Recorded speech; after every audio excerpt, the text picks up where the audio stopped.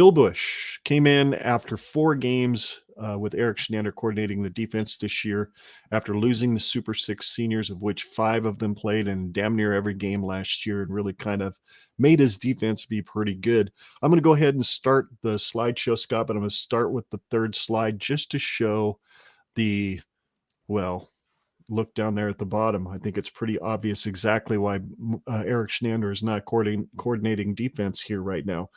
Now, if you take a look at this, these yards are scary over here in the totals column. The scoring defense is just plain scary. And the national rank, what I did there to come up with that national rank, it was not the national rank after 4 games, even though those numbers are very similar to what it was after 4 games. What I did to come up with the national rank is I extrapolated basically the performance of the defense to the end of the season. If ERIK CHINANDER was retained, chances are those numbers would have probably stayed fairly similar within, I would guess, 40 to 50 yards, maybe in each category. I don't know. I don't know how much improvement he would have come up with, because those guys couldn't find where to stand to save their life when it came to lining up. So if he would have stayed around, chances are we'd have been ranked right at the bottom.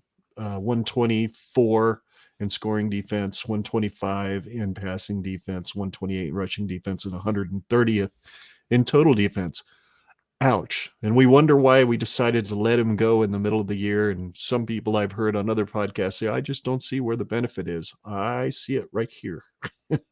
Right there under national rank. There's a definite benefit, because then when you see Bill Busch's numbers, you understand. So we'll go back a couple slides here and take a look at what CHINANDER did over his time here. He started out in 2018, ranked in the 90s on rushing and total defense, and ranked in the 70s or 80s in passing and scoring. No real need to go read through these. Everybody can find them on college football. CFBstats.com is where I went. Hat tip to Derek from the Husker Podcast for turning us onto that site. It's a little fun to navigate, but it's absolutely worth your time because it gives you really good information. 2019, it was a slight improvement in that their total defense went from 94th to 64th. And the scoring defense went from 88th to 66th. So they gave up 3.5 points less per game, basically. So there you go. That's slide number 1. Any comments on those numbers at all, Scott? Do you recall them being as, well, pretty crappy as they were? Because we were basically bottom of the barrel first year and not too far from the bottom of the barrel in the second. Yeah, I would say that I'm going to probably still hold true to my observation, which we had talked about with the Husker Podcast and multiple collaborations that we've been in, that I still kind of hold true to the fact that a lot of what made our defensive stats look particularly egregious was just how many bad situations our offense would put them into, which you can't really find that. I mean, you can find in the stats if you look really, really hard, just on like turnovers and field position, average field position, all that stuff. It can be found. But reflecting back at it and looking at it just from a core, like just a hardcore numbers standpoint, I mean, it's crazy. The eye test of our defense, especially in 2021 and previous to that, I mean, there were some years where our defense looked pretty good, just from the eye test. But stats wise, I mean, God, I mean, I think in 2019, you've got that 2019 stat, the passing defense being 30th in the nation, which you can go to the other slides. Isn't that the best any individual stat category that we managed to achieve defensively? You're muted again. Yeah, that was definitely the best he did in passing defense. And it's really, when we get to the last slide, it's the only category, if I recall correctly, if I took the best from each year in all 4 categories, that was the only category in which he beat Bill Busch, who only coordinated the defense for 8 games. Ouch. So going on to slide number 2. 2020, of course, was the 8-game COVID year.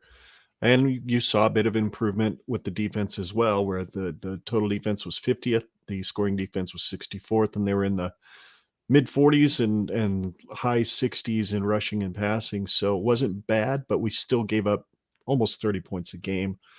So we slid back a little bit on scoring defense. 2021 is when things really kind of looked like it was coming together. Excuse me. I ate supper right before we started, and I probably should have let it sit and digest for a while before I decided to talk a lot. um, total defense, 47th in the country. Finally got up above that midline, kind of up in that area where you think things could start to turn in the right direction at 366 total yards per game. Rushing defense was 147, which was good enough for 58th in the country. Passing defense was 219 a game, total of and puts them at 54th in the country in 2019, and then 36th in the country in scoring defense, at the lowest scoring defense that Chinander ever achieved while he was here, 22.7 points per game. I take a look at those rushing and those passing numbers, and the one thing that hits my mind almost immediately is two guys that were on that team that year. Number one, Damian Daniels in the middle, plugging things up, and he did that quite well, especially on running plays. And then you had JoJo Doman, who could just do just about anything they asked him to do in the running or the passing game. How about you? What do you think of especially 2021?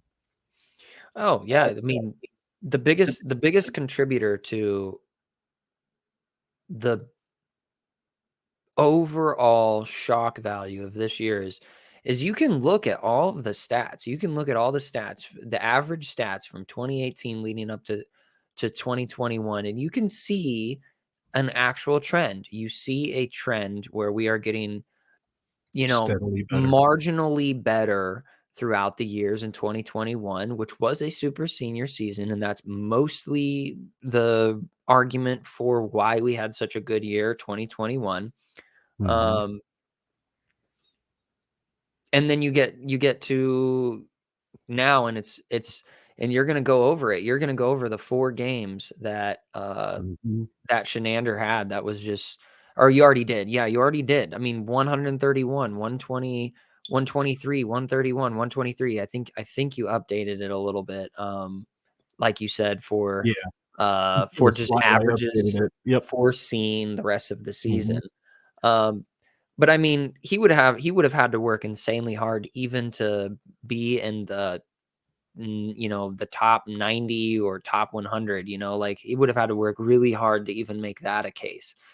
So yeah, 2021 is so crazy. It's so crazy. And my devil's advocate for that is, yes, was it a super senior season? But so was everybody else. Everybody Mm. else. Everybody else had super seniors on the offense and Yep. on the defense. So that's why whenever people make that comment, it's like, yeah, but the common denominator is the super seniors across the board. And so, Mhm. like, it really is mind-boggling that we took such a far step back.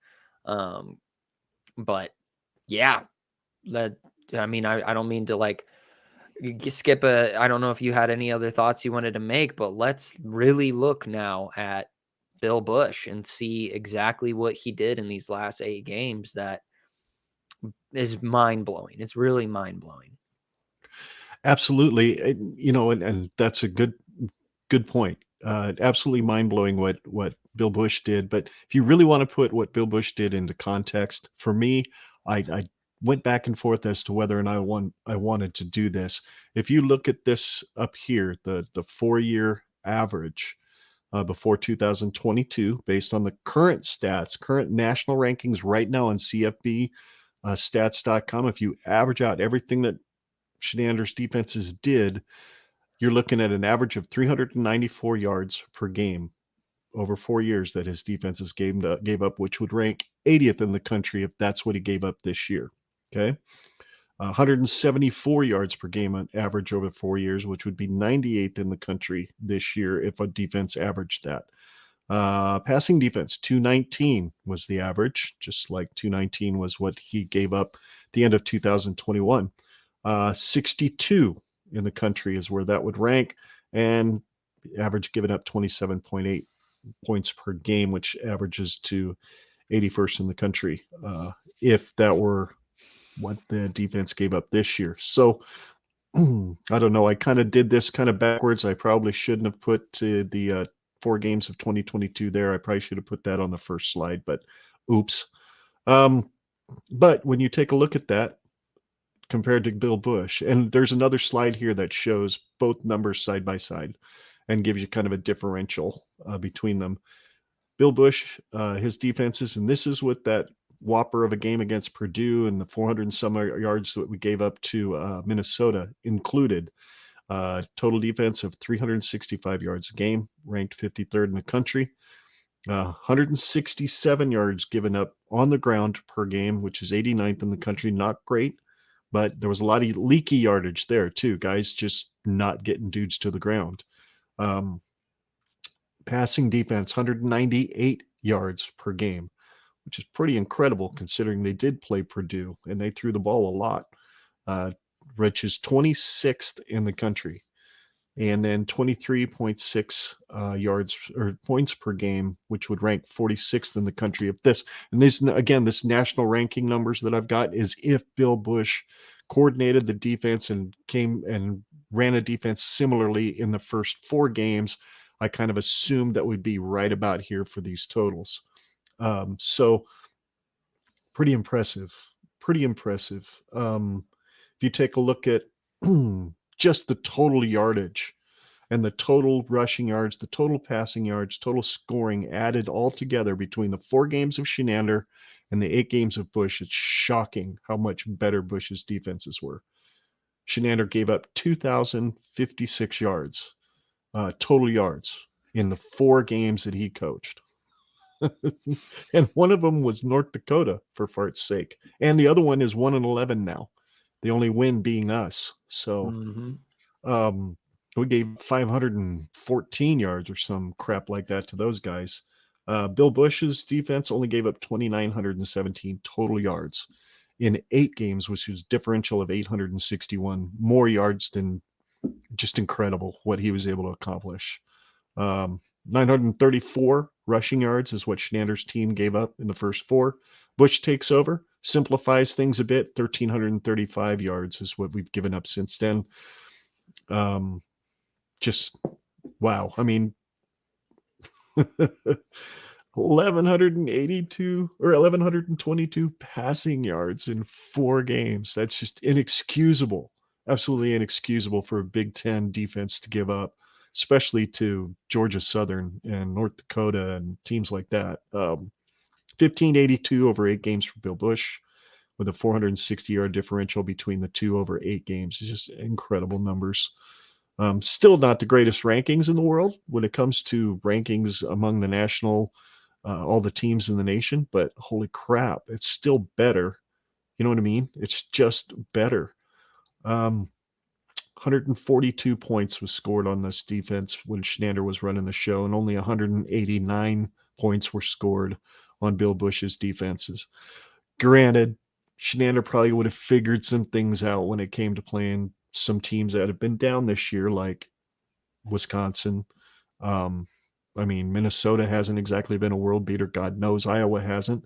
So who knows? Maybe he would have figured some things out and it would have been a little bit better. But I think we were way better off having Bill Busch coordinate this thing.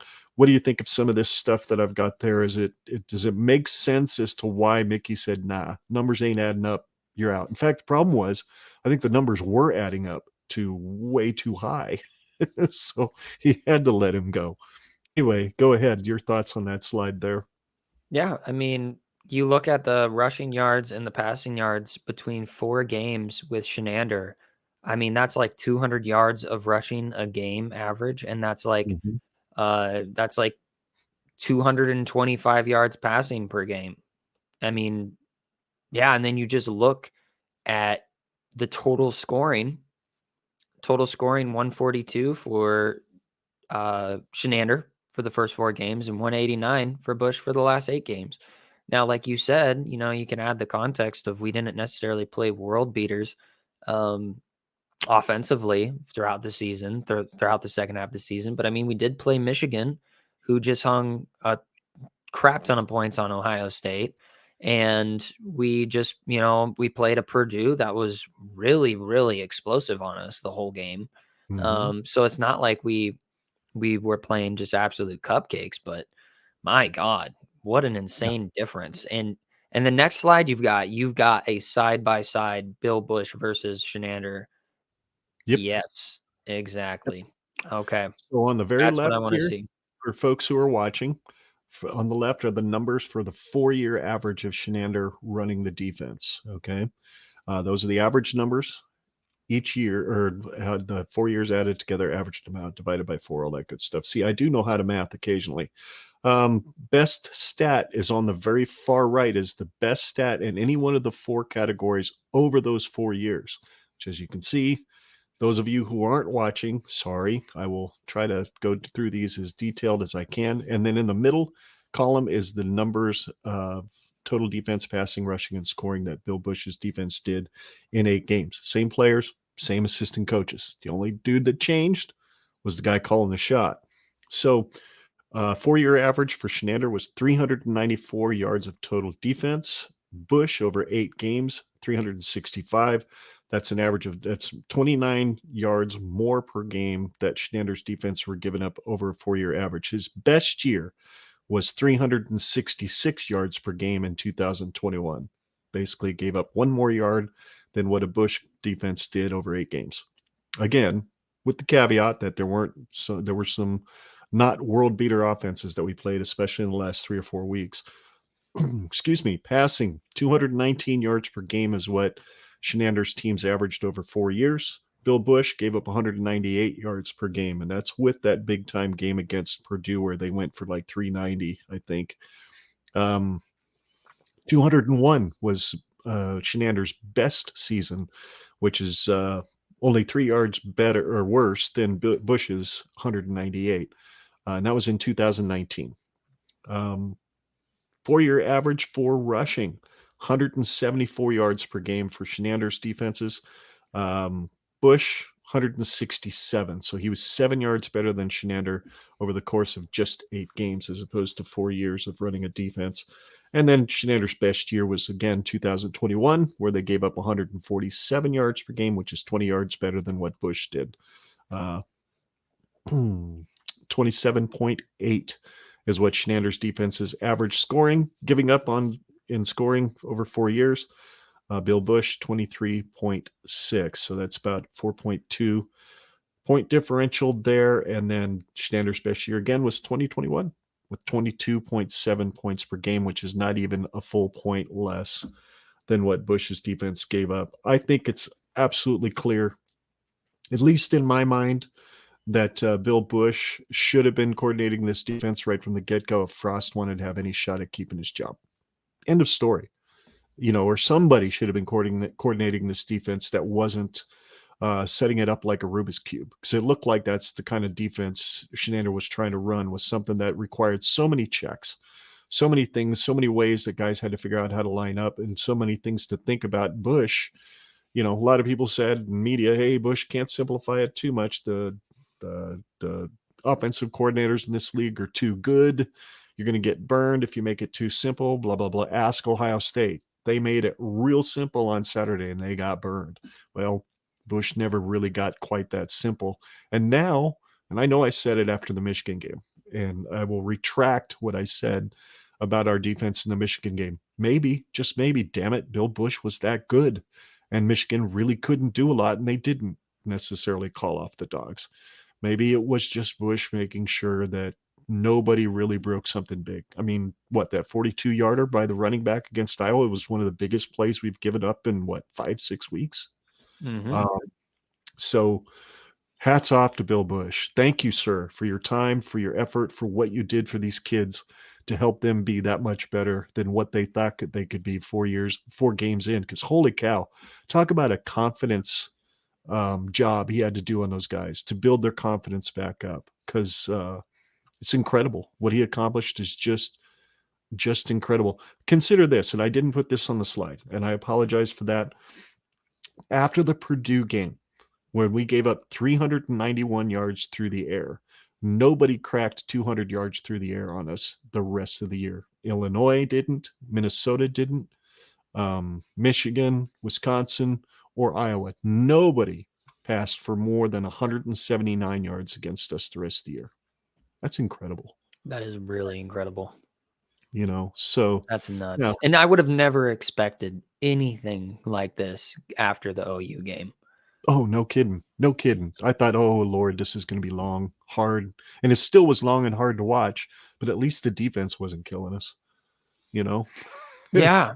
I have to admit, I got past Purdue going, Lord almighty, can we just rehire Frost as offensive coordinator interim? So at least we can come up with a running game? Maybe. I don't know. But yeah.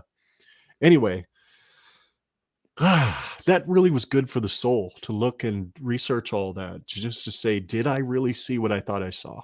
And while you look at the rankings, they're not stellar, but maybe, just maybe, you give Bill Busch, as good as he recruits, a shot at still coordinating this defense with some different assistants that maybe come up with some different schemes that are a little easier to run but are harder for the offenses to figure out. Maybe, just maybe, we've got ourselves a hell of a defensive coordinator already in the fold. But again, that comes with the caveat, folks, that I've been working on this podcast all day. I have not kept up with the news on what Matt Rhule is doing with any of his assistants. I know he's at least according to my wife, who updated me from her phone earlier this afternoon, that he has hired his old cornerbacks coach from his days at Temple and I believe at Carolina as well. So I'm not sure what that means for Travis Fisher, but I do know that much. And Scott did send me a picture of the new strength coach, and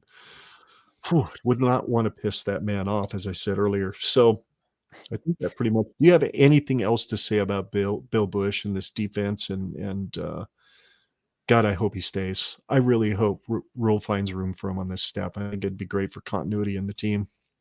No, I agree. I hope he stays, and I know that Mickey and Bill have got continuity from their time at LSU, so I think it would really be a valuable piece to place in the program to keep him here. I don't know if it's very likely at this point, but I really hope so. Yeah, I mean, I want to say lights out performance, but phenomenal performance by Bill Busch. Thank you so much for turning the complete and total mindset around from these guys and digging deep into their psyches and figuring out how to scrounge up some gritty behaviors, because they really did. They were a scrappy defense, to give them a cliche term. Thank you, Bill. Really appreciate it. Crazy season. What an absolute bonkers season. Full of weird. Yeah. You know what? Absolutely. We just got an interesting comment pop up here from one of our video viewers, which we've had more tonight than we've ever had on a show. So that's pretty awesome. There you go. Matt Rhule, I guess somewhere, maybe in the media, said that Mickey asked to fire Whipple early on, but was denied, which kind of surprises me because he was allowed to fire Chinander. But anyway, wouldn't surprise me. Wouldn't surprise me if he wanted to do that. But anyway, wow. Bombshell, breaking news. Yeah. I haven't seen that. So that is very interesting. Interesting news, Theo. Thank you for sharing that. I'll have to dig into that. I'm curious. Appreciate it. I'll have to see if I can find something out there about it too, and maybe that'd be interesting context to throw into our next stream next week when we do actually talk about Matt Rhule. And I haven't been caught up on social media today either. I've been running around doing groceries, meal prepping, and eating food when I can. I slept in way too late today. I slept until like 11. It was a terrible idea. Oh, but it's also because I stayed up till like 2:30 in the morning, which was also a terrible idea. So I was up till like 12:30 myself. I shut the TV off. I got done with whatever game I was watching. I don't remember because I was still prepping for the show. I got done. I shut the TV off, and then I went down the YouTube rabbit hole that always seems to capture me when I'm ready to go to bed. And it's not even half the time. It's not even Husker stuff. It's like camera stuff or video stuff, videography, all that kind of crap always seems to grab my attention when I'm ready for bed. Next thing I know, it's 12:30, quarter to 1, and I'm sneaking upstairs to go to bed. So I've been there. I understand you probably get that from me. I am sorry. I am a night owl. Yep. You definitely got it from me because I still am, even at 50 some odd years old. So let's wrap this bad boy up. Where can folks find you on social media, Scott? Hi, folks. You can find me on Twitter at ScottGenRedPod. That's Scott with 2 T's. The second T is silent. So you can find me there to find all things Husker. Sometimes a few dad jokes thrown in there. Nothing really too crazy. I'm just about to get to 100 followers, which would be pretty neat. Trying to play catch up with my dad, who's got like 800 or something like that. So got a little ways to go. Yeah, you can just follow me there. Follow all things Husker, and tweet at me if you have any comments, questions, or concerns about the show. Well, there you go. We got some context for that comment. Virzel was on Husker Hangover on 11/26. So, All right. Thanks, ooh, Theo. I will check that out right after this. yeah, Really just throw appreciate a it. comment back up there to Theo. Is that a podcast? I'll have to look it up and see if that's what that is, because I certainly wouldn't mind watching that. God knows I've had a few hangovers in my life, so mostly from Husker football games. No, not anymore though. Not anymore. That's another life change, but that's for another day. Somewhere down the road, we'll talk about that. But anyway, you can follow the show on social media by going to genredpod.com. Click the links at the top of the page. Make sure you subscribe to this channel so you can see all of our past content, and then ring the bell so you don't miss anything in the future. Also, do us a huge favor, like this video, as it helps the stream get out to more Husker fans who are looking for stuff like this. Also, search for Generation Red on your favorite podcast app to listen to our audio show. Make sure to subscribe, and then take a few minutes to leave us a rating and a review. We would deeply appreciate it. Theo says that was a show on YouTube. So there we go. Guess I'm looking for that, Theo. Hey, thanks, bud. Appreciate it. We appreciate you watching, man. Means a lot to us. Absolutely means the world that you're watching. We will do, as is scrolling along the bottom of the screen there, a very special show about the Huskers' new head coach, Matt Rhule, next Sunday at 4:30 p.m. We will be joined by, at least at this point, I know for sure, Andrew wants to from Big Red More, as well as Brian from Husker Army Podcast. And I'm going to try to get a couple other podcasts involved as well. Honky, you up for it? Sure hope you are, because I'm going to bug you about it. And it should be fun. Looking forward to what we might expect from a Rhule coach squad. We kind of wanted to do one of those today, guys. I reached out to some of the guys out there, and everybody was just kind of like, we're kind of busy. And I got to thinking, why not wait until next week? Won't be striking like while the iron's hot, like most folks are doing, but we're going to know what the staff is for the most part. And we'll be a day away from early signing day. So it should be a fun time to talk about the future with Matt Rhule at the helm. Agreed. And then 2 weeks from today, we will do our over-under game results show with Justin, Derek, and Tyler from the Husker Podcast. Make sure you don't miss that one. It should be an absolute blast. And then we're going to take a break until after the first of the year, when we will continue our once-a-month Big Red Roundtable shows with the Husker Podcast, and hopefully some other Husker fan podcasts will jump in and get involved as well. We'll do those once a month until August of 2023, when we start previewing the new season under Coach Rhule. That pretty much wraps this thing up. We really appreciate everybody watching and listening. He's Scott. I'm Ken. And together we are not just Generation Red. We're family. And we're here to remind ourselves and you every single week that there is absolutely no place like Nebraska. Iowa's corn especially sucks. And go Big Red. Absolutely. Hey, welcome to Husker Nation, head coach Matt Rhule. And we will talk about you next week, and we'll see the rest of you right there on that stream next week as well. Go Big Red.